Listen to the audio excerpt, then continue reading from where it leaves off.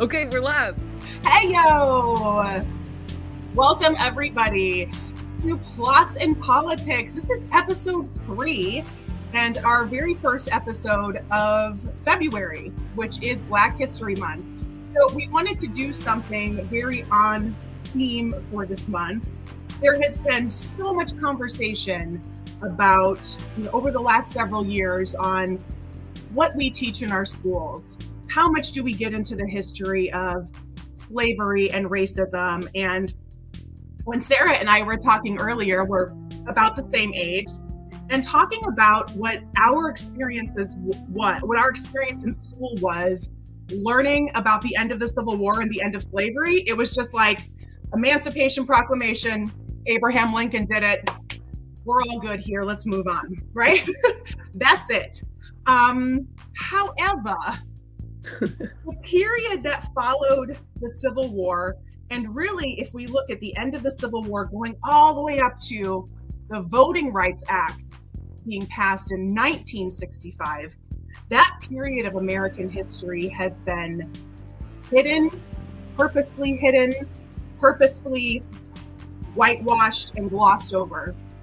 And there is so much that we can learn from this time period about why we are where we are now, and really how America has never truly recovered from what we call our original sin, from our history of slavery. So we are going to break this up into 3 parts. Today is part 1. We are going to cover really the bulk of the Reconstruction period. Part 2, we are going to cover post-Reconstruction and the introduction of Jim Crow laws. And then part 3, we are going to cover Jim Crow laws up through the Civil Rights Act of 1965. So that's what we're going to do for February. We hope y'all are going to be here along with us, because this is going to be quite a journey. And as most of you, if you were watching this, you definitely know that Sarah and I are a couple of white chicks. If you're listening to this, I'm telling you that so that you can have a little understanding and appreciation. This story is so much more about Black history. Although this is Black History Month, this is an American story. This is the story of American history. And we are doing ourselves and our children such a gross disservice when we pretend as if this chunk of history doesn't exist. And all of the fear, I know you've heard this stuff too, Sarah, of like, we can't talk about CRT, we can't talk about DEI, we can't talk about, all of that is rooted in this period post-Civil War of when the United States was really trying to reclaim or establish a brand new identity. And because we never really did that, because we never really reconciled what the Civil War meant, we are still dealing with that history of slavery today. Yes. And when you say CRT, you mean critical race theory. Critical race theory. Which some people on the right have really been weaponizing to make it sound something scary. And it's actually something that's only taught in like college classes or graduate style classes. It's not taught in kindergarten, elementary, high school.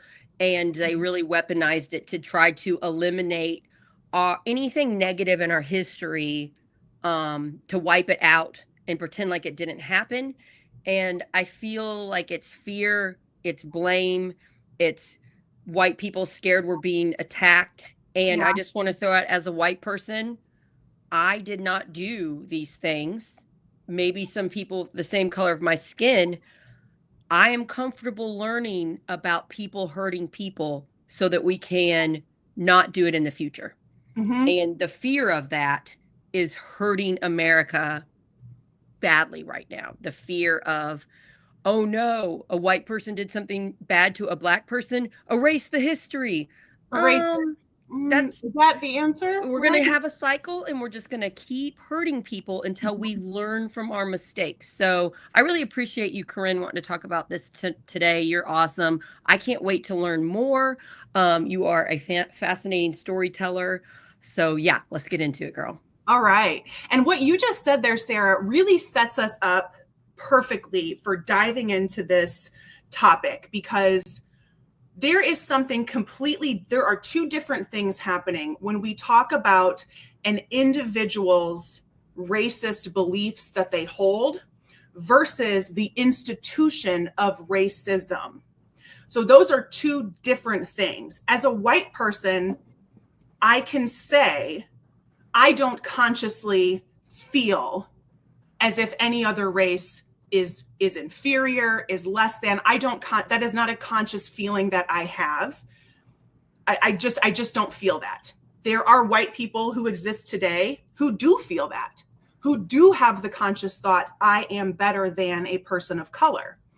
But even though I do not have that conscious thought, I do not hold white supremacist beliefs, as a white person, I can also recognize that I have benefited from the system of racism that has been in place for hundreds of years. So those are two.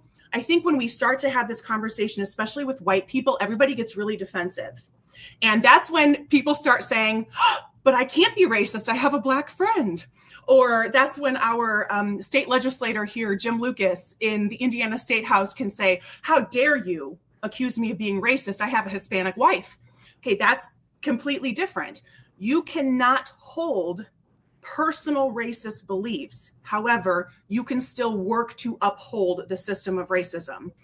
And because we've never really done a good job of talking about that, it has just been an absolute mess for hundreds of years. And we're getting even further away from being able to talk about that, especially when we see how Mexican immigrants are spoken of, et cetera. You know, that rhetoric and that language of being anti-people of color or fearing people of color is as American as apple pie. It's embedded into our American culture to be like, I got here today because I put in the work.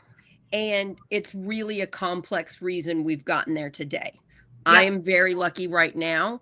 I am sitting in my basement, not having to work a full-time job because my husband makes enough. That's some privilege right there that I have. I'm okay with admitting it. I'm not going to act like I did this. I guess I did it by marrying in a smart way. I mean, but and then also I benefit from having good parents that loved me and had decent jobs, and they saved money. They paid for my college. I didn't have college debt. So that's some of my privilege. And it's humbling, and it kind of feels good to realize I didn't get here 100% by me. I had a lot of great teachers, friends, parents, family. I had a lot of things in place. And that's what we're just asking everybody to do, to just take a minute and say, you didn't get where you are 100% just you. Other people came in and helped, or other people came in and hurt. And we are just admitting Black people have had systems put in place to make their life harder. And it doesn't mean we're bad people. You are not a bad person. I'm not a bad person. But just realizing that is humbling. And if we can learn from it, we can fix our mistakes and make it so everybody is equal. Has an equal chance at life. Equal chance, absolutely. And recognizing our privilege is also recognizing that my great-grandparents received an education and employment opportunities that their Black peers at the same time didn't have. My grandparents, the same thing. My parents, the same thing. Where my parents bought their first home was an area that was redlined, where real estate covenants existed, where Black families were not allowed to purchase anymore, even though that was technically illegal. They put it into real estate covenants all the way into the 1980s. So that privilege is stacked and stacked and stacked and stacked on generations of being of European descent, of being white. Because the other thing that we did really after Civil War was construct whiteness as a thing. And that's another really interesting part. We'd have to go even further back in history, but there really was no whiteness when European settlers first came to North America. The concept of whiteness did not exist. They were English, they were German, they were Dutch. The whiteness as a construct really took hold during slavery and post-Civil War. So that's interesting. I think I really thought of it that way. Thanks for saying it. That makes sense. It's a construct, right? Before, people were prejudiced against another religion or Oh, yeah. another country, but they're all the same color skin. Yep. So we love to be prejudiced of anybody that's different. So Oh, yeah. you take away Black people, people are prejudiced for We are. other reasons. We're horrible. One of my favorite podcasts, they always like when they go back to different, it's called Morbid, if anybody likes true crime or historical podcasts. Anytime they go back in time and they talk about a horrible example of something somebody did in 1752, they're always just like, well, people gonna people. Like people are peopling no matter what time period we're in, right? I use this example all the time. Benjamin Franklin wrote a scathing piece against Germans in the 1770s. In the 1770s, where he is calling Germans barbaric. He is calling them innately criminal, a danger to our American society, right? So yeah, people gonna people. So and that doesn't mean Benjamin Franklin is a monster. No. It means we're human. People gonna people.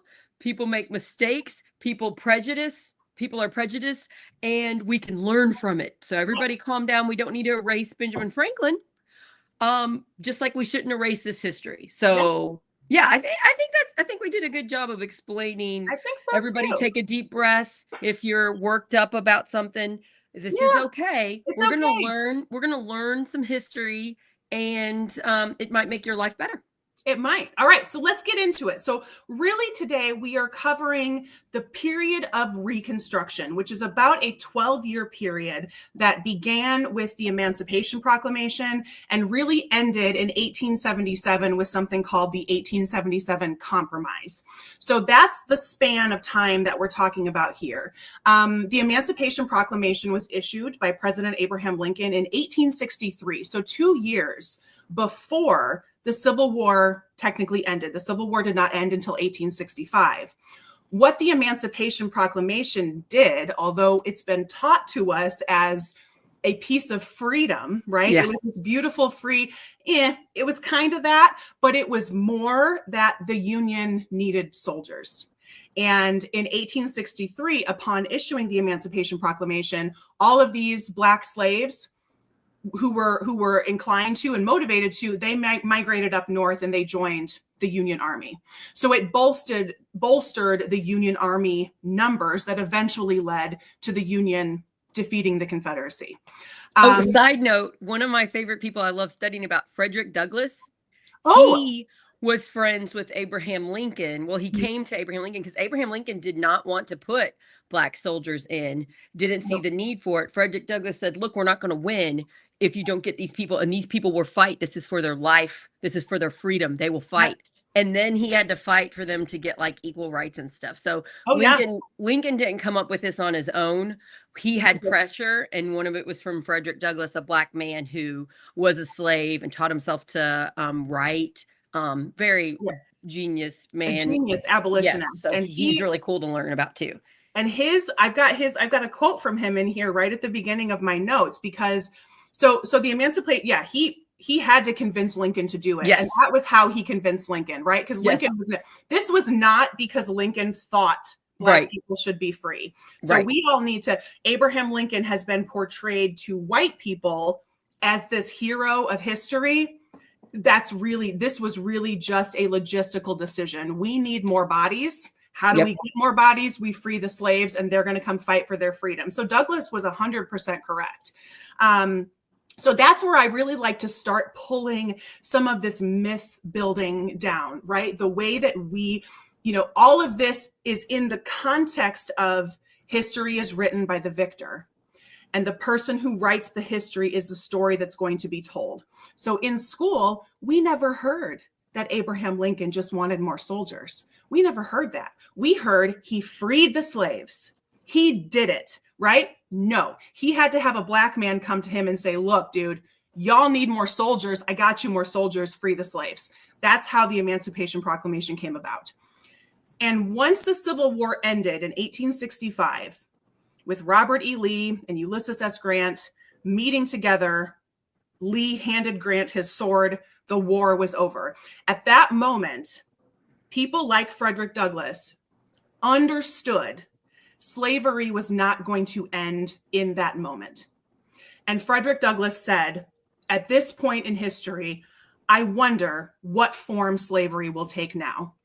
Because the most important piece to remember is that slavery was the economic and social structure, not only of the South, but of the United States.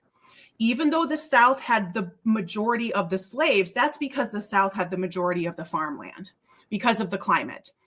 So the other piece of like myth that I really want to pull down, especially for us Northern girls up here in Union, Indiana, the North was still just as racist as the South, y'all. The North was just as racist as the South. The only difference was the secession of Confederate states. That's the only difference, because the North was benefiting from slavery, crops, labor, economic benefit, etc. So slavery was not just a personal system, it was an economic and a social structure.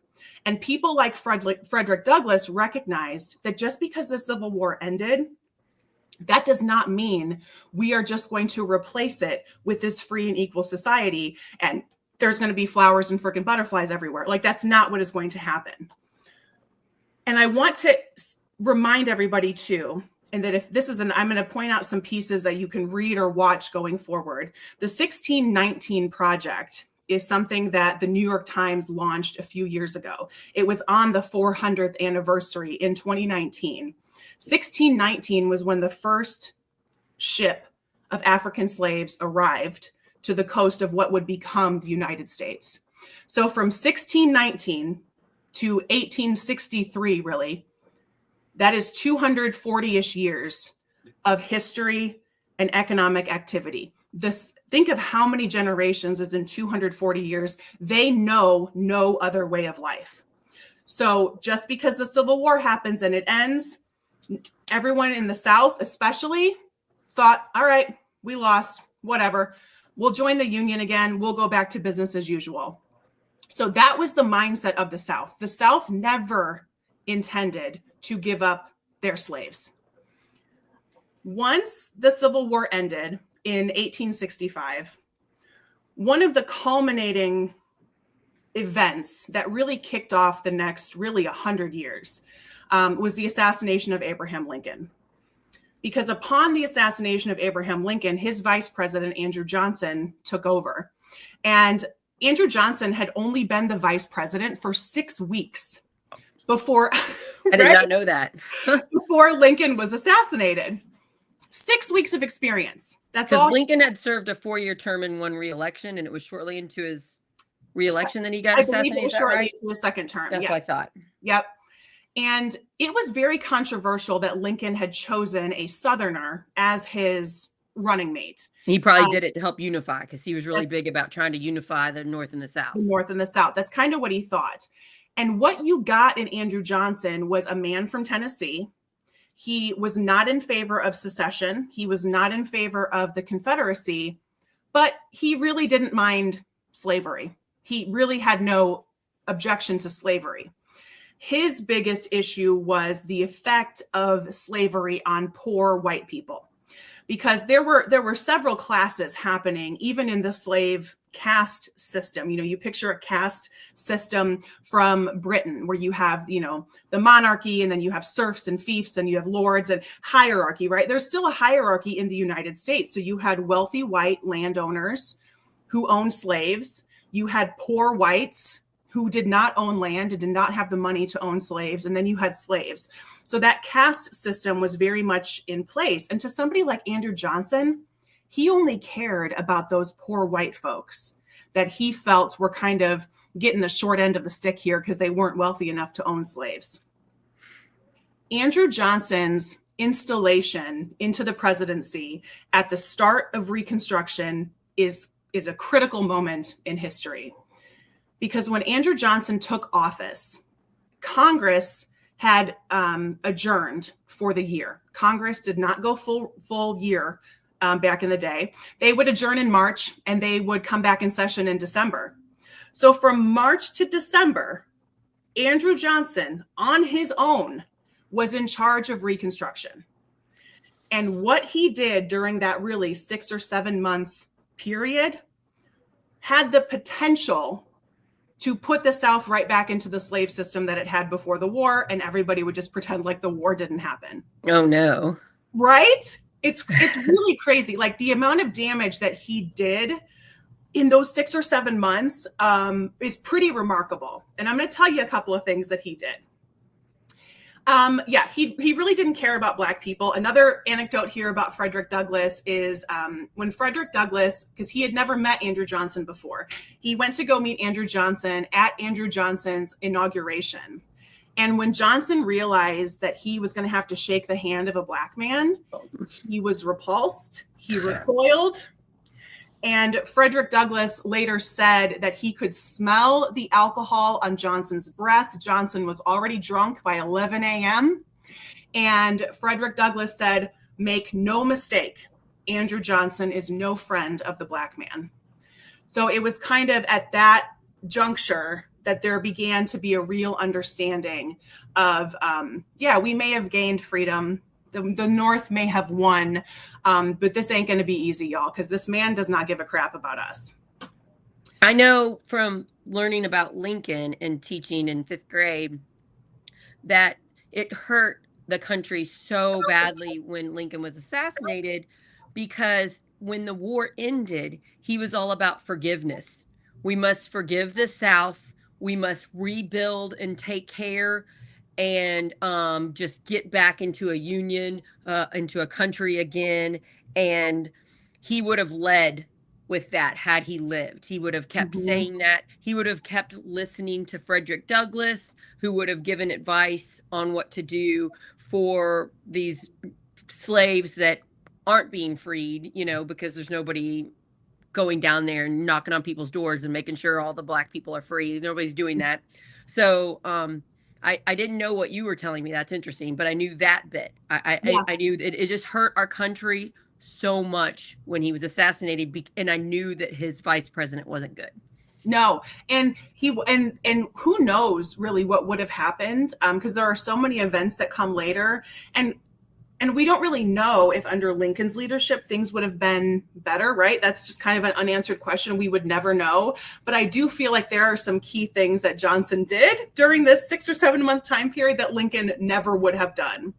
Right. So one thing that happened right after the Civil War was the creation of the Freedmen's Bureau. So this was a department, an agency within the federal government.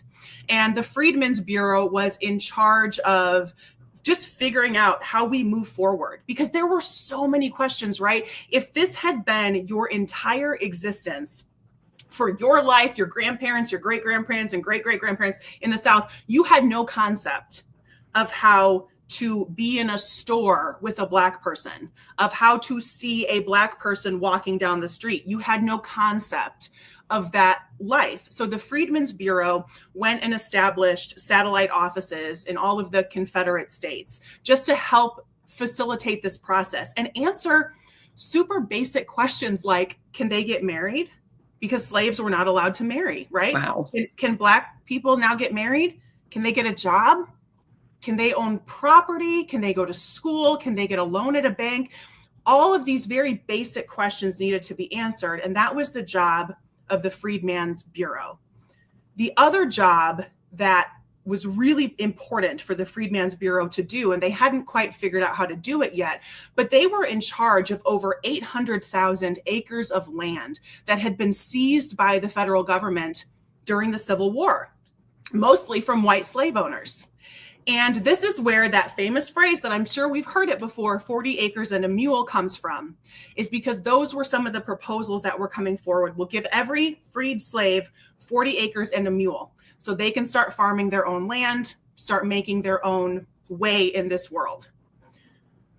While they were kind of working out the logistics of that, because so Johnson is in DC, the Freedmen's Bureau and everyone that is running it are in their satellite offices down in the South and Confederate states. And also just kind of think of like how hard communication was during this time. Like you're doing telegrams, right? It's not like you can text Johnson and be like, whoa, dude, don't do this. Because we got to remember, President Johnson's biggest beef was just with the white wealthy slave owners and their oppression of white people. He did not care about Black Americans. So what Andrew Johnson did was he told all of these white states, if you don't want your land given away, you better personally call me and apologize to me. What? That, seriously, the audacity of this man, right? So that's what the white Southerners did. They pretty much went to President Johnson. They groveled at his feet. They begged him for forgiveness. And he just issued them a presidential pardon while Congress was not in session. So this was one of the biggest moves that Andrew Johnson did, because then these white former slave owners went back to their farms in the United States South with their presidential pardons and pretty much told the Freedmen's Bureau to pound sand. You're not giving any of this land away because it's mine. The president just told me that it's mine. Wow, I had no idea that happened. And I consider myself a person who knows stuff about history. Right? That's amazing and it's terrible. Terrible. So what happened, because we have to, that quote from Frederick Douglass, right, when the Civil War ended, when he said, what form is slavery going to take now?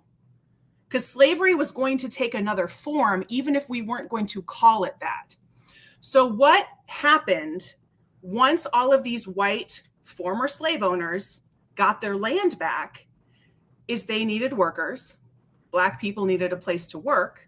So they had to enter into labor contracts most of the time with the white men who formerly owned them. So even if they didn't own them anymore, they are now still their employees. That was how all of this, because that was a huge, how are we going to farm this land? Black people, it was illegal for them to learn how to read and write. Some of them learned, but most of them didn't know because it was illegal. They don't have money. They don't have an inheritance or it's like they're lucky if they found out they were free. They were lucky if they were able to get this land and a mule, but it sounds like a lot of them didn't. And then how would they know about it? If they can't read or write and the white people that they know want to stay in power of them, how are they going to get there? Where's because there's no, right. Because that's the other, because there's no structure. The structure is kind of, think of like, if you put on somebody else's shoe, how weird that feels on your foot, right? Because that person's foot has molded the insole of their shoe. If you want that to become your shoe, you are going to have to wear it and be really uncomfortable for a long time because it's a different footprint. So that structure of slavery was going to be so uncomfortable and really economically devastating to undo. And people were not willing to accept that discomfort for a long period of time. So everybody just slid back into their old shoe, right? Change is hard. We're struggling with that now. Anytime right? Anybody says, let's do this thing that helps these people, it's like, oh, it's scary, change. No, let's not do it. So yeah, that makes sense. And that's kind of how I think about like that adjustment period. If people just would have like bit the bullet and let this adjustment happen and suck and be uncomfortable for a couple of decades, because how long does it take you to undo 300 years? It's going to take you longer than a few months. Andrew Johnson did all of this in months after the Civil War ended. Within months of the Civil War ending, President Johnson gave those white slave owners back their land. Wow. And he also installed white state legislatures in all of the southern states. And he personally, via presidential pardon, restored all of those southern states to the Union. He just snapped his fingers and said, you're back. All's forgiven. Because again, the only thing Andrew Johnson cared about was retribution for his poor white folks. And he wanted these rich white people to grovel at him. That's really all he cared about. So by the snap of his finger, before Congress even convenes, he installs legislatures into Mississippi. This is where something called the Black Codes are introduced. And Mississippi we'll learn throughout this story that Mississippi is on the forefront of a lot of horrible shit during this time. They're really kind of the pioneer, and it's not good. But Mississippi started this thing called the Black Codes. And within the Black Codes, they created brand new laws that only applied to Black people. And these laws were things like vagrancy, really just a Black person standing on a street corner, insubordination. So they created all of these things, and they tied these financial penalties to these acts. So they said, we just made it a crime for a Black person to stand on the corner, because they were able to usurp the Emancipation Proclamation. They were able to usurp all of that with their own state laws. So they're like, we get to make our state laws, and we just made laws that says Black people can't do X, Y, and Z. And when Black people do X, Y, and Z, we get to fine them. Oh, they don't have any money? No problem. You can go work on our land and work off your fine. So it's just another form of slavery. Exactly. Just like Frederick Douglass said. Let's rework the laws, and let's just keep these people oppressed and in slavery. Let's not, they should have been having schools. The first thing that needed to be done is they needed food, a safe place to stay, and they needed education. So that would have been a lot of money, but it would have saved money in the long run, of course. But if they actually looked at them as human beings that had value, that's, in my opinion, what should have been done.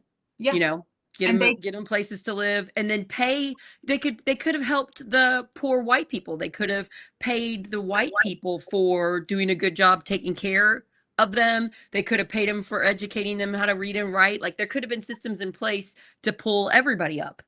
Everything could have been done differently, but everyone was so primed to slide right back into this economic model, because they could never.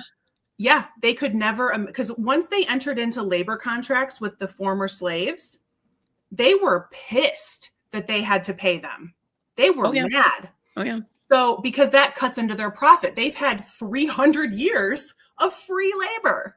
And I want to touch on, for just a couple of minutes, if you don't mind, Corinne, the biggest thing that I think we miss when we talk about this topic, because it has been whitewashed from history, even people with the best of intentions, is how people in America, after this 300 years of slavery, how people thought of Black people. They didn't even, a lot of them, not everybody, I would say the culture didn't even think of them as people, as humans. They didn't even treat them as well as they treated livestock. And I had in my classroom a really old book, and I don't remember the name of it, but it was real accounts of slaves and what their lives were like. And my fifth graders started reading it, and they came up and they said, I don't think this is appropriate for fifth grade. And I go, why not? And they started telling me, and I was like, oh, it's not appropriate for fifth grade. And then I gave it to the eighth grade teacher because it told true things. And I'm going to tell you something pretty terrible, just so you guys can get a touch of what I mean. Slavery was so terrible. There were Black women that had to work in the fields, and they were raped a lot of times, and they had many children. And sometimes there were accounts of these women. There would be a storm, and it would flood, and the women would drown their own babies so that they wouldn't live that life. And I'm like, when I read that in that book, I was like, oh, we're not getting a real picture of the horrors that these people faced. And we don't fully understand, because we don't want to think about it, how people thought of them as less than human. But this is a big reason why we're continuing after the Civil War, this terrible treatment. They didn't look at them as equal. And so I just wanted to throw that in there, because it's something I think a lot of us miss when we are studying the history. And because we don't understand those horrors, I mean, I think you remember this textbook example. I think it was in a Texas textbook, and maybe Indiana, and maybe Tennessee. There was a line in a middle school history textbook. I don't know if it's been removed yet. I want to look into this, but there was a line in there. In the last couple of years, students were reading this line that said, many slaves appreciated being slaves because it gave them clothing, shelter. So yes, the history is written by the victors. Look at this. I remember being told that crap. I remember being told, a lot of slave owners were nice to their They were slaves. nice to them. They They were gave them nice and they treated biscuits. them like family and Right. everything was lovey-dovey. I remember being told that Oh, crap. Yeah, right. How messed up is that? right. So look So at messed up. everything that we have. So not only did we not get the true history, we got lies on top of it. So they took Yeah, away the truth and then they gave us lies on top of right. it. And Right. so now we're looking at 150 years of trying to reclaim this, of still trying to grapple with this history that has been hidden from us and really stolen from Black people in America. And then we got sensitive people on the right that take it personal and they're Okay, like, I'm I not a didn't do racist. anything wrong. Take that out of our history books. And it's like, we're not talking about you. Calm down. Calm We're down. Yes. trying to prevent bad things from happening in the future. Yeah. Why are you And trying to it's make like, this about you? It's not all why do you about got to you. make it personal? It's Let's not learn about personal. history. Yeah. Let's learn about history so that we treat people better. Every human being deserves respect and and compassion. Yep. One set of people are not better than other sets of people. Mhm. We have got to stop acting like that. Right? And the only way we stop acting like that is if we learn about what actually happened. Yeah, So, and I am upset that I was told that. Aren't you? same. It Yeah. pisses me off. Yes. It pisses me off every time I read these books or I watch these documentaries or something. I'm angry. Yes. Because I understand how my neighbor who got pissed off when Barack Obama got elected, I understand why they were angry.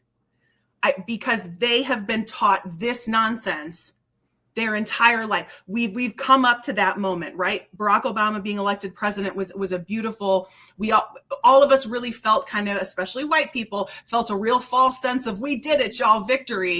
Racism is fixed. Fixed it. And then here in Indiana, half of our population, because Barack Obama, yes, while he won Indiana, he only won it by like 0.3%. And just the first time, not the second. Just the first time, not even close the second time. But white people lost their minds. And so that's the other theme throughout this whole thing is Frederick Douglass saying, what's going to be the new form of slavery?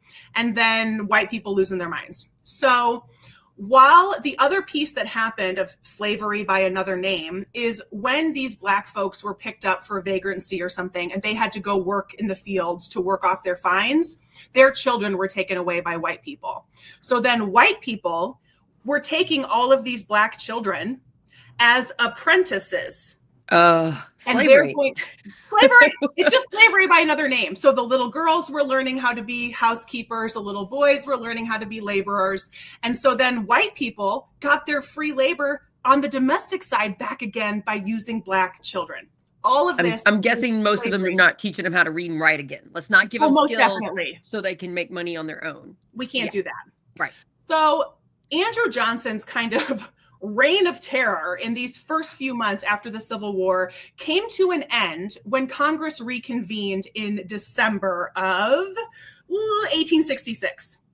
So Congress reconvened in December of 1866, and Thaddeus Stevens was the leader of the Republican caucus. Because we have to remember, back in this time, Democrats were the slave lovers, the slave owners. Republicans were the abolitionists. So the parties have switched a little bit.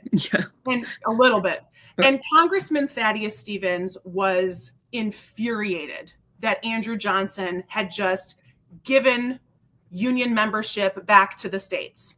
Congressman Stevens was like, this is nonsense. They haven't earned it. Look what they did. They tried to destroy our country. They tried to destroy the union, and Johnson just gives them a pardon and just gives them back their states and their land. Stevens was like, hell no, that's not going to stand. And when the roll was called to reconvene, gavel in the new Congress, if your name is not called, you're not a member of Congress. You're not allowed to be seated.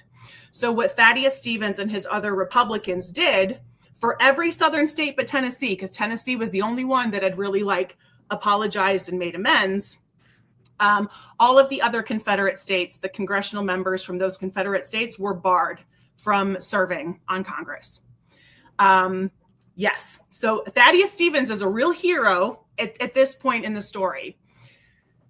that is when Congress started to realize, okay, we can't just legislate from here and assume that it's going to take place in southern states, because they were starting to get stories back of what is really happening in places like Mississippi and Alabama and Florida.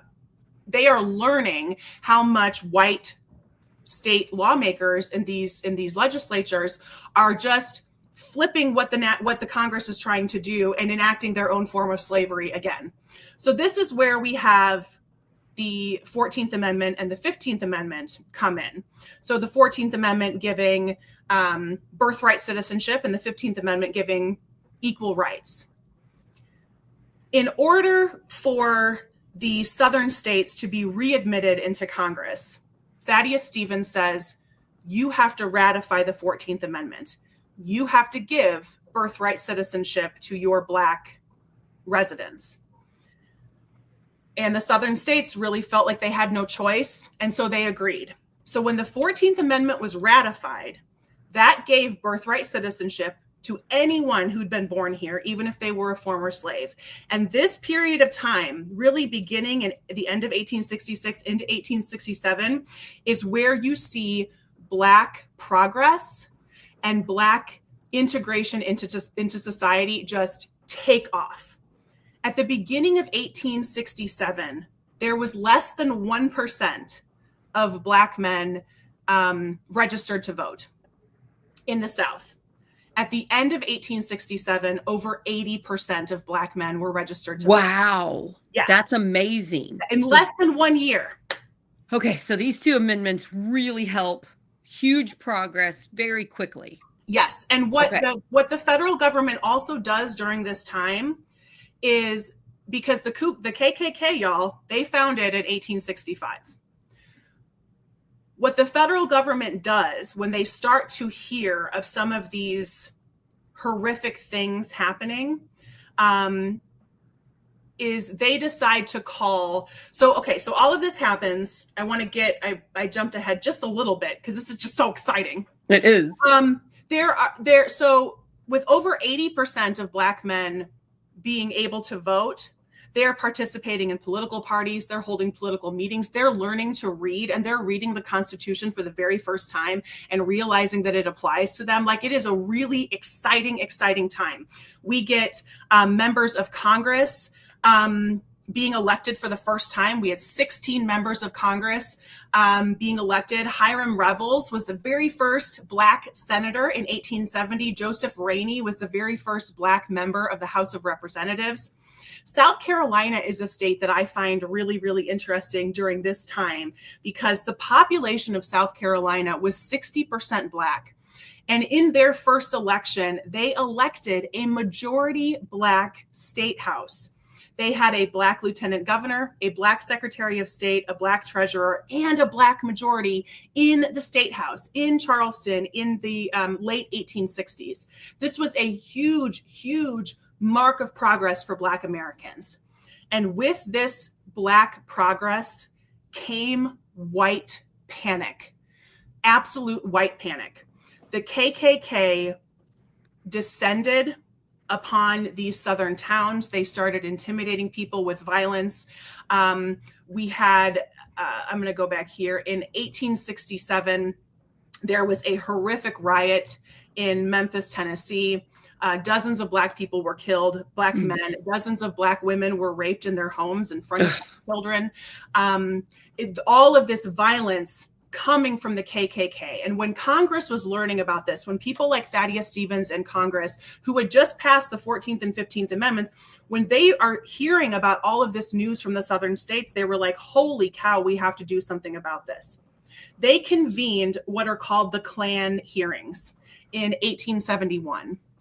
And if you ever want a deep dive, kind of like the story you were telling, Sarah, of the horrors of this time period, there are over 8,000 pages of testimony that was given in front of Congress by Black Americans in 1871.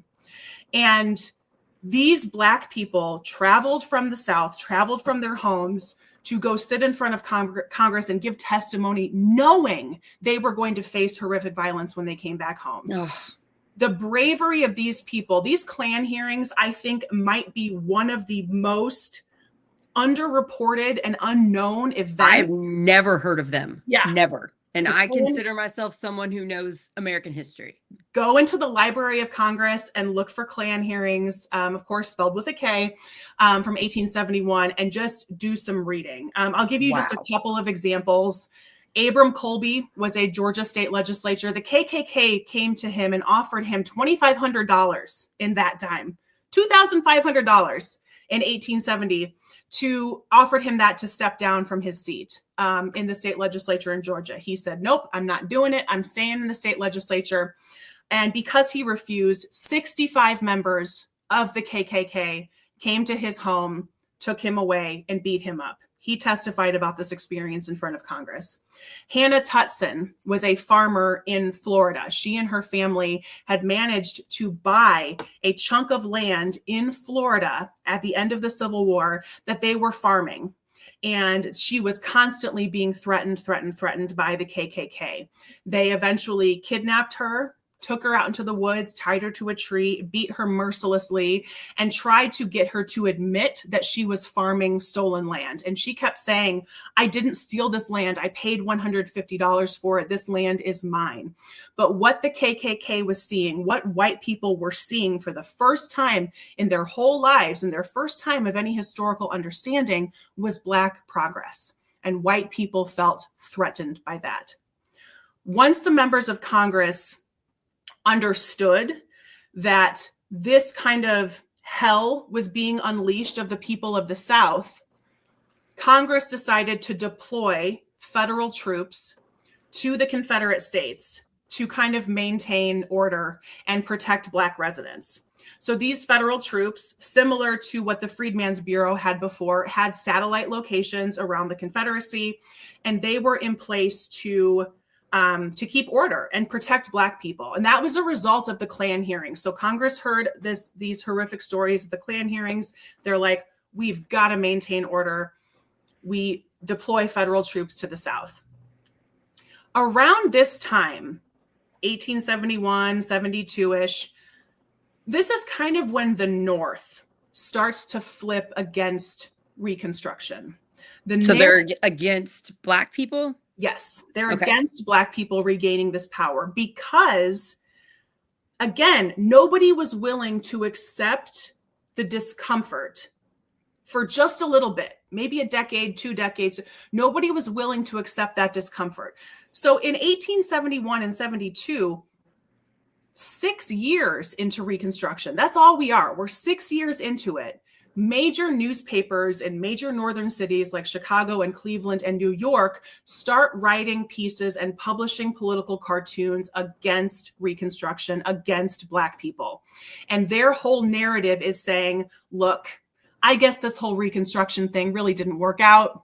Seems like there's a lot of violence happening. We should probably just go back to slavery. So like, how messed up is that? Right? Because the KKK and white people are mad and they're enacting a lot of violence against Black people, that's too disruptive. We should just go back to slavery. Let's just go back to completely oppressing all of them. Where we enact a bunch of violence on Black people so that was the narrative. So you can kind of see even in the North, we need to stop. A lot of people saw this as immoral. There were Quakers, there were religious groups, there were political movements, there were women fighting. There were a lot of people saying, these are human beings, we should take care of them. Yep. You know, and we know a lot of those stories and those are more comforting, but I just want to admit those are also going on at this time. Those are also going on. So there are many great humans fighting this. And I also see a lot of parallels to what's going on today with after Obama, when we're like, racism's fixed. We did it. I see some similarities here to what happened after the Civil War. This is interesting. There's so much there. And some of the most famous pieces, there's a horrific political cartoon in a New York newspaper reflecting the South Carolina legislature, because the South Carolina state legislature made such huge strides. They had a majority Black legislature.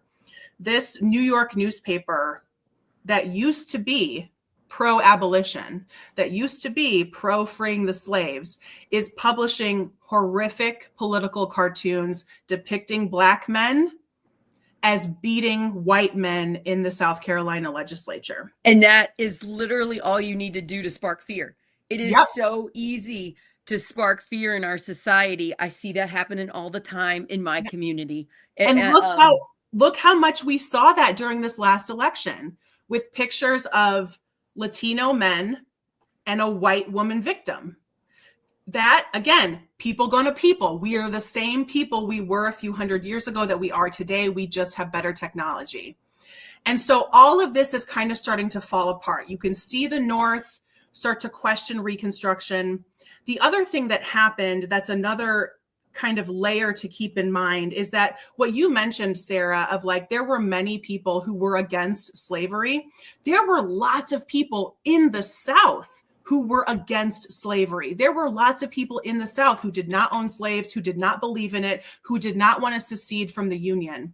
But what happened post-Civil War is General Lee, the Confederate general, became a folk hero to these people. He became their king. And whether you were against slavery or for slavery, post-Civil War as a Southerner is when you start to see the antebellum personality begin to be created.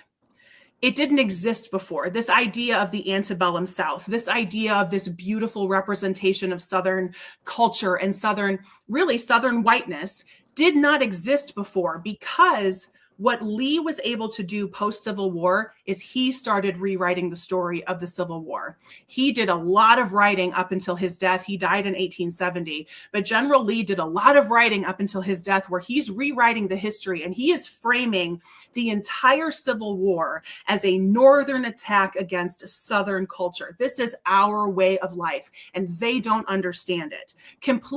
This is where you start to hear states' rights. This is about states' rights, right? It was all about slavery. But if he starts to rewrite the history and say, these Yankees are attacking our Southern culture, it was the first time that you started to see being a Southerner become an identity. And we didn't have that before. The South didn't have that identity before. And we know that identity now. You know the Georgia peach, right? You know the Southern belle. You know the depiction from Gone with the Wind of Scarlett O'Hara, right? We know the Southern depiction. That did not exist prior to the Civil War. It was a creation mainly from the writing and the influence of General Lee. So when General Lee died, it is their Messiah dying. wow. It is the Messiah dying in the South. And his death, leading up to Ulysses S. Grant's second election, so he was reelected to the presidency in 1872, those things are kind of all brewing at the same time. You have the North kind of turning against Reconstruction. You have state legislatures trying to regain some kind of control. But remember, federal troops are in place during this time in the South to keep everything in order. So this is a period of time where Black people were buying homes. They were, so 1863 to 1877, this really following the Klan hearings. So from 1871 to 1877, Black people were freaking thriving. They were being elected to Congress. They were opening businesses. They were going to schools. This was when Black schools were opening, and they didn't care about segregation because most Black parents wanted Black teachers anyway. So they're like, fine, you don't want to send your white kids to our school? That's cool. It probably would protect them. We're going to have our own children schools to get racist comments, to get picked on. So it makes sense to me as a mom. I would want my kids with people that care about them. Yep. And like people who look like me and understand. Right. Me, so I get that. So all of this is happening. I mean, the gains that Black people in the South were really able to make from 1871 to 1877 has not been replicated by any demographic of America before or since. 6 years, what they were able to accomplish in 6 years was remarkable. Reconstruction came to a crashing halt in 1877. The presidential election of 1876 pitted, hold on, I want to find his name. Oh no, I'm going to Google it real quick. Oh, yeah, no, I remember. Sorry. The election of 1876 was Rutherford B. Hayes, which we know that name. President went on to become president. Rutherford B. Hayes versus Horatio Seymour. I mean, these names are just freaking phenomenal. So Horatio Seymour was the Democrat. Hayes was the Republican. Seymour actually looked like he was going to come out on top. It looked like Horatio Seymour, which how fun would that have been? Horatio would have been the president. There was a backdoor dealing that happened where the compromise of 1877 was struck. And what this compromise was Seymour supporting Democrats agreed to let Rutherford B. Hayes have the presidency, let the Republican have the presidency, if he agrees to remove the federal troops from the former Confederacy. What? The compromise of 1877. No idea this happened. Right? That compromise was struck. Rutherford B. Hayes said, yep, I want to be president. I will take the presidency and I will withdraw the troops from the South. Because those federal troops were the only thing that was keeping the KKK and white people in the South from absolutely wreaking havoc. I mean, of course, they were still wreaking havoc, but they weren't able to. But not as much. It was better. Yeah. Yep. Yeah. So the compromise of 1877, Rutherford B. Hayes, in exchange for becoming president, pulled all of those troops out of the South. And then the period of post-Reconstruction begins in 1877. And that's where we will pick up for part 2 of our Black History series. Just a couple things that was fascinating. Thank you, Corinne. I learned so much from you. You're an amazing girl. I'm always surprised and horrified at how few people are in power sometimes. Like the fact that decided our presidency instead of actual democracy and voting is new information to me, and upsetting, because here in Indiana, we're restructuring, we're reorganizing with the Republican and Democrat sides of the party. And we know about the Democrat side, and getting into the weeds, I'm finding out, very few people have power over the Democratic Party of the whole state. And I want it to be more people. I want more people to come to the table. Yep. Just hearing that this has been going on for hundreds of years is sad, but also we have the technology today to organize to stop it. Yeah. So that the good point about your story was there were government things that happened. There were amendments made that very quickly improved these people's lives after the Civil War. They were sort of taken away and stopped in a lot of ways, but we can do this. For those of you listening that feel very hopeless right now, do not give up hope. We have not lost democracy. We keep working. We got an election in 2 short years. We can elect better people. We can write policies and make changes that very quickly make our country better. Yeah. And I appreciate you telling us this story. And if you are listening, please share it. Please share it on wherever you are streaming this. Please invite a friend to follow us. And then you guys can talk about it together, listen to it and then be like, what did you think?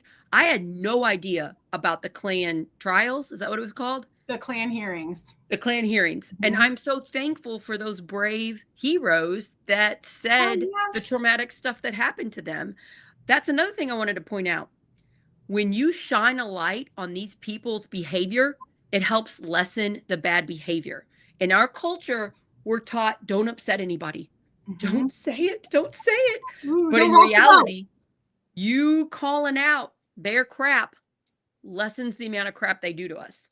So I encourage you all to be brave right now while you might be down with what's going on in our government. And shining a light on it is the main way we can help lessen it until we get to vote it out in 2 years. Hell yes. And that I'm so glad you said that, Sarah, because that is one, there are so many beautiful turns of phrases, like sunlight is the best disinfectant, right? Like you got to shine a light on stuff. Oh, like yeah. Our pain festers in the dark. This is the kind of stuff, like, if we were just able to talk about this period of American history, which is so much Black history, but is so much it's American history. If we were able to talk about it, it wouldn't be a wound that was still festering. It's still festering. We still have white fear as such a powerful political motivator. And I hope, oh, thank you, Kiara. I'm so happy that you learned something today. I hope that you go on and share this episode, share this information with people that you come in contact with. I will give just a couple of shout outs of sources that you can check out. Oh, that's nice. One of my favorite documentaries that I watched when it came out a few years ago is called Reconstruction, and it's a PBS documentary. Henry Louis Gates hosts it. It's only 2 parts, and you can still find it on YouTube. And it's if you're not able to sit down and watch it, you can listen to it like a podcast. Just play it, put it in your headphones. Fascinating. And it's going to kind of go through everything that I just went through in a much more detailed and fascinating way, with a lot of pictures, and you'll get to see a lot of faces. The other one I wanted to remind everybody, Eric Fuller. Hold on, let me pull my notes back up here. So proud of you, girl. Thank you. Getting all this information and research out to us. It's a fascinating. It really is a fascinating time in our history. And I wish more of us knew about it. And hopefully by doing this, more of us can talk about it. Eric Foner. I'm so sorry. I'm glad I looked it up. Foner, Foner. If you're looking for a book, it is a 1988 book. I read it when I read it when I was in school, in college. But it's called Reconstruction, America's Unfinished Revolution, because that's really what this was. It was a revolution to completely redefine American society, with Black people being an equal part of it. And it got cut short with the Compromise of 1877, with the election of Rutherford B. Hayes. So this is his book, Reconstruction, America's Unfinished Revolution. I had no idea about that. To 1877. Eric Foner. That. Oh yeah, and Eric Foner is still kicking. He is an amazing historian. He's a white guy, but he is fascinated with Reconstruction as much as I am fascinated with Reconstruction. And he is still out here fighting the good fight. He has led the way and inspired a lot of people to tear down some of these Confederate monuments in the South.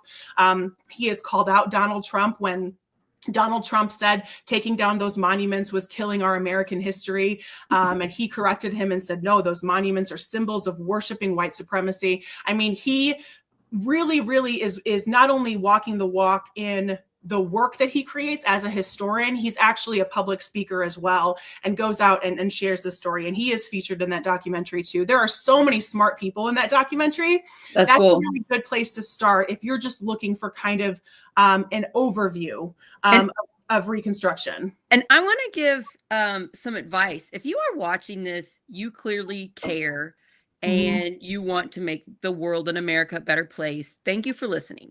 Yeah, I bet you know, just like I do, people that this would upset. They would take it personally. How dare you?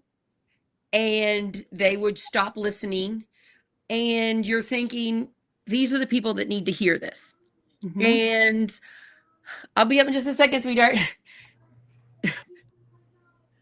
Okay, play your iPad. It's on the table. Sorry, my daughter's homesick. That's why I keep going back up. You're fine. Just play your iPad, sweetheart. I'll be up there in just a minute. It's on the kitchen table. Okay, I'll be up in just 2 minutes. Anyway, sorry. So what do we do for the people that we know are going to take it personally and get upset? And first off, don't you get upset. That's my best advice. You can't lose your temper or let your emotions get the best of you, even though they might. And then second, to say in as nice a way as you can, is this fear? Are you scared of something because there's differences? Are you scared of a culture, a group of people because they're different? Because you have been, we haven't integrated. Like where I live, I didn't have a lot of Black people in my neighborhoods, and it was because of segregation. And, okay, one more minute. And I just encourage you to kind of point out in as nicest way possible. Maybe you're scared because you don't know, but Mhm. these people are just like us. They most people are good. Most people are just trying to provide for their families. And it's not attractive. It's not an attractive quality to be scared of people because they're different. And I Mhm. think sometimes they don't realize it comes from a place of fear because these same people that are scared think they're not scared of anything. Yeah. So I always try to call it out in as nice a way possible. Is this fear? Yeah. And Are you, and if it is fear, what are you afraid of? what are you afraid they're going to do? Face the Mhm. fear. Or do you think they're Yeah. going to what? Take your job? Come and hurt your family? Like Yeah. what are you actually afraid of? And if you think about it, you might realize it's sort of silly and it might help you lessen the fear. So that's a tip. If that works, try it It out and let me know. it I might. also struggle with this. I live in a very white area. Yep. I'm going to And be it's interviewing a friend, Glenn, that's a black man that lives in my county, and I can't wait to hear everything from him. what his experience is like. And to, I'm sure to hear so many of his experiences that probably could have been the same experience from 200 years ago. And that kind of reflection and life experience that we don't understand. And I always like to point out to people that, you sit there and watch World War II documentaries, you will be really obsessed with learning about our founding fathers. Why be afraid of this portion of American history? Is it because it's not a portion where we can be portrayed as the hero?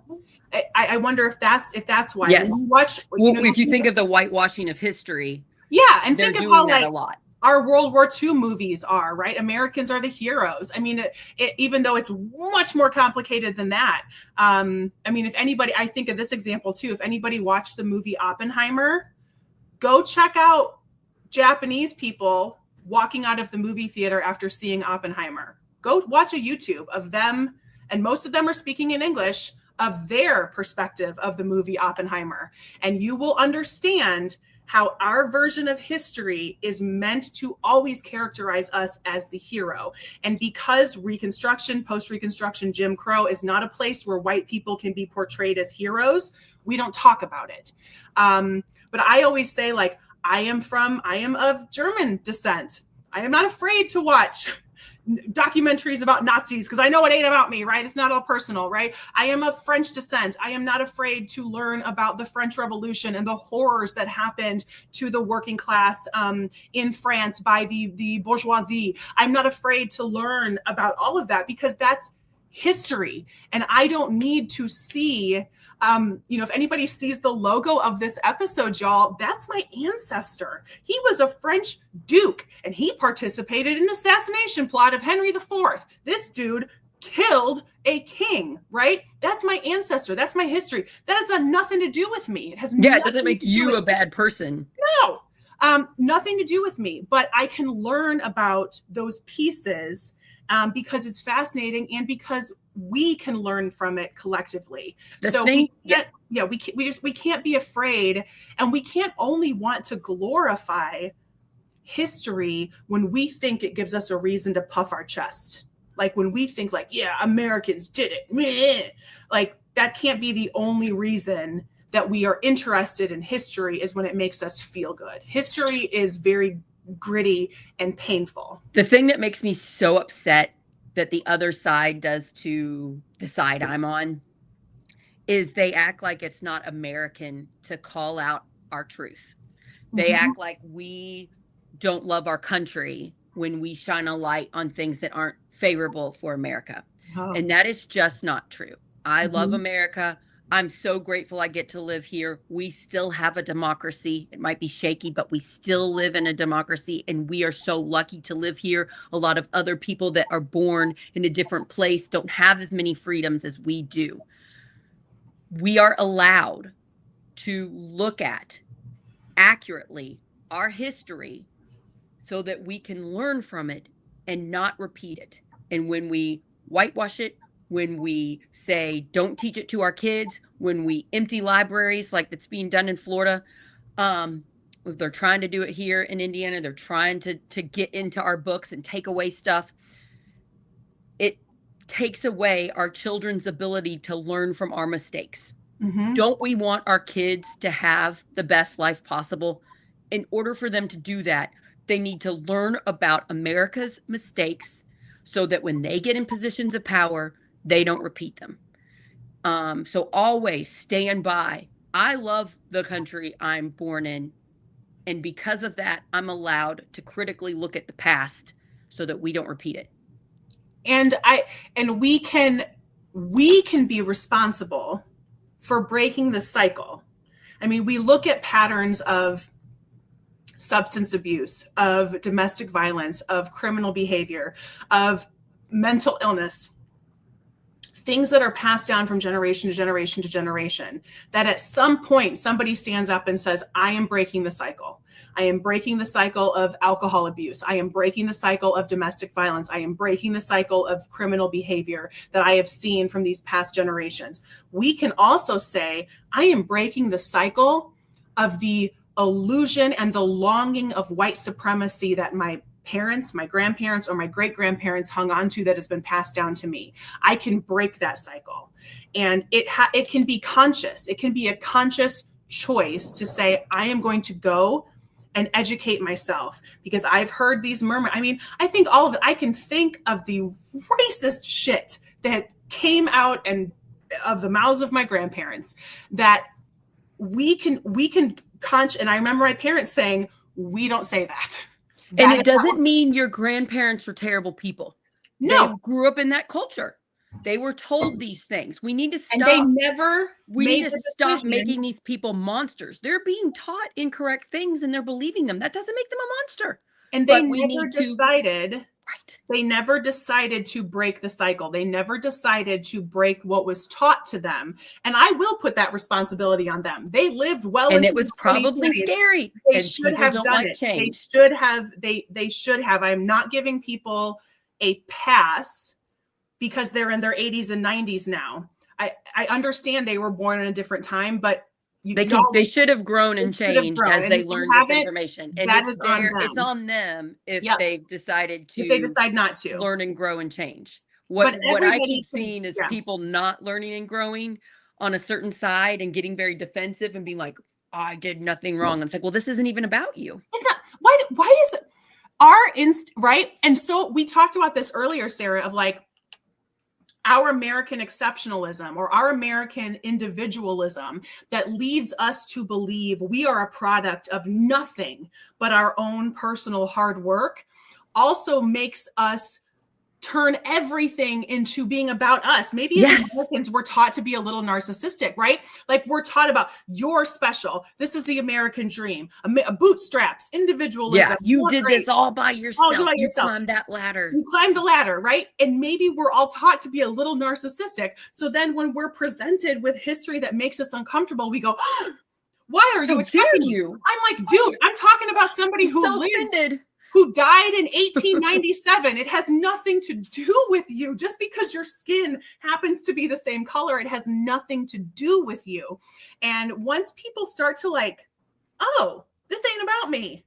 Like, let go of that shawl, let go of that protective armor that you think is insulating you from this kind of pain, that you think is distancing yourself when you're already distanced from it. It's 100 years in the past. And we can look at the system that was created versus the individual horrors that were perpetrated.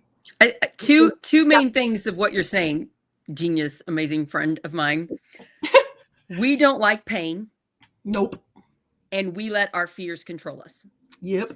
If I just want to let everybody know, when you think about things that make you sad and you accept them, you can think about things that make you happy and accept them better too. Mm-hmm. So that's just the way human nature, we regulate. We need the bad with the good. When you try to put blinders on and stay in that little safe zone, you're also missing out on the things that make you very happy. So it's okay to be sad. It's okay to watch something that's sad and learn from it. You'll get happy again. It's not like you're going to stay sad forever. Mm-hmm. And then fear. when we hear something that sounds scary, change, something new, we tend to want to stay away from it and stay the same. And Yep. if we can just acknowledge that's human behavior and take a step back and be like, I'm going to try this little new thing. I'm going to learn this new thing today. I'm going to step out of my comfort zone. When you do that, it feels really good. It does. And that's one of the things I love about you. You're brave and moral and good and like a complex, imperfect person. And I see a lot of similarities of me trying to be that way too. It's fun to be brave.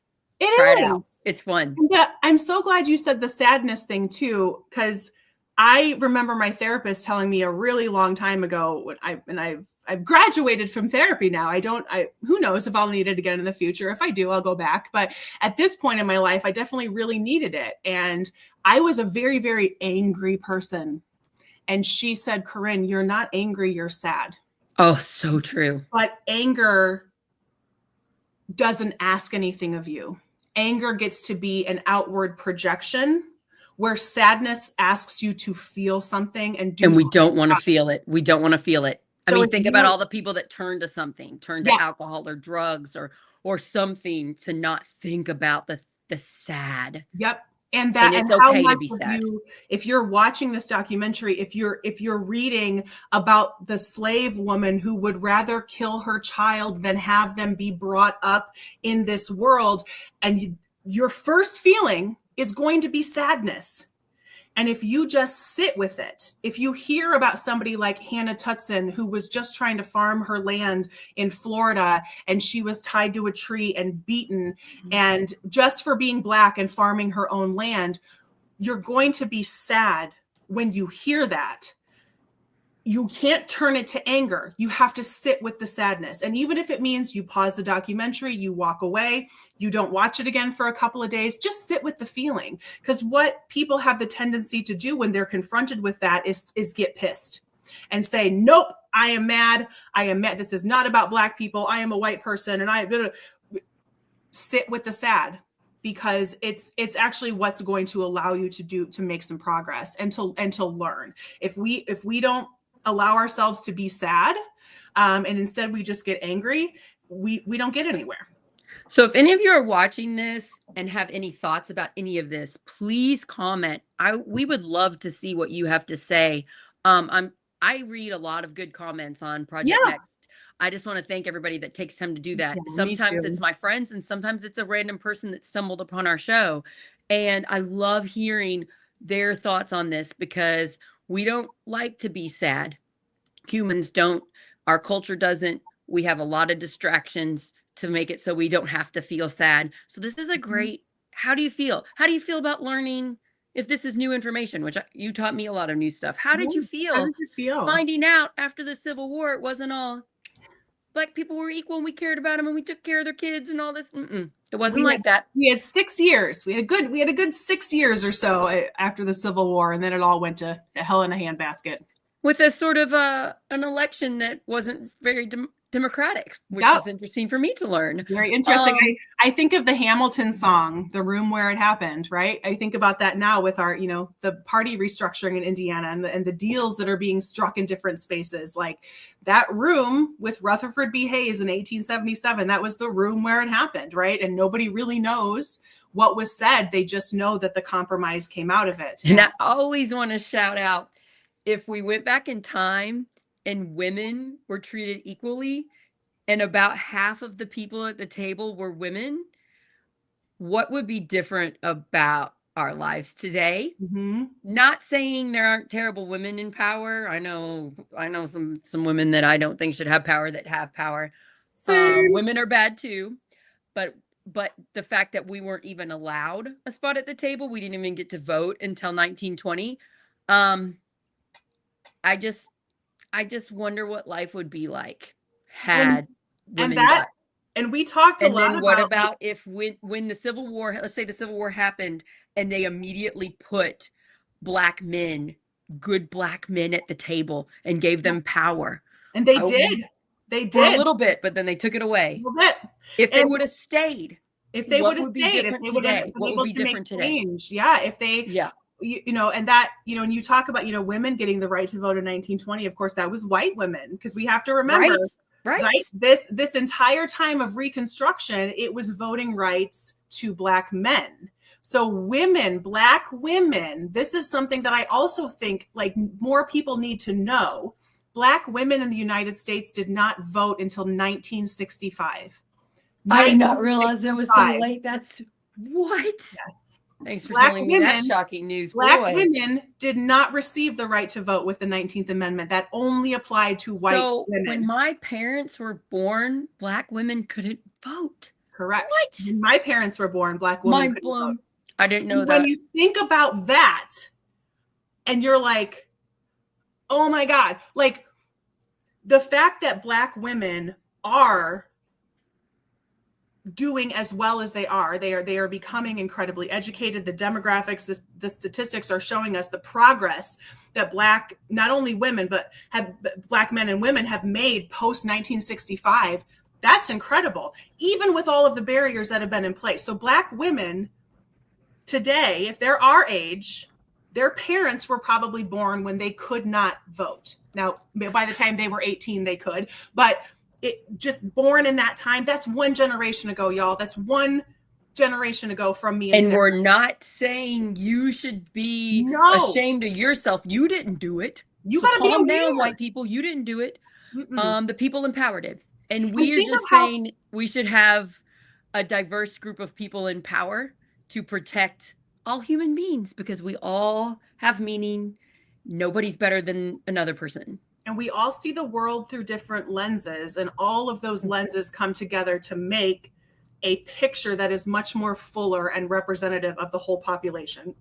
And that is what, and that's I'm sure you learned, that's how we were taught in school of, yay, women did it, 1920, right? 1919. I seriously did not know that. We got the right to vote. The year. I didn't know that. Women. And so it is, all of this, I'm so glad for everybody that was here and that was listening. And thank you for being such a fun person to tell these stories with, Sarah. I'm so excited to jump into Reconstruction or post. So part two's next week. We're going to do that. We'll talk more about this. And I can't wait. What other like mic drop things are you going to There's some doozies, because this time period really goes close to 100 years. I mean, so it'll be part 2. So Plots and Politics. It'll be episode 4, but it'll be part 2. Proud of you for this being your 3rd episode, amazing girl. This is one of my favorite parts of history, and I love telling these stories. Please share, everybody, all of this stuff. We're a new independent media company. If you'd like to support us, you can go to heylmer.com/Project Next and support our independent media company and get a gift from the Hey Elmer store with Project Next stuff. You can get the shirt and hoodies and mugs and stickers and buttons. Yeah. So, Corinne, thanks for being awesome, girl. Thank what you. A gift you are. Oh, good job. What a gift you are to my life. You are too, Sarah. Thank you so much. I'm so thankful for you. And thank you for everybody that's watching. It means a lot to us. We are trying to unify the country and shine a light on what's happening in Indiana so that we can get better people representing us in our government and make change for all Hoosiers and the country. And we also want to help other places around the country that aren't feeling heard. And that's really what this whole episode was about. These people deserve to be heard, and they weren't. We're still having that in 2025. This is a fight we're never going to stop fighting, right? Nope.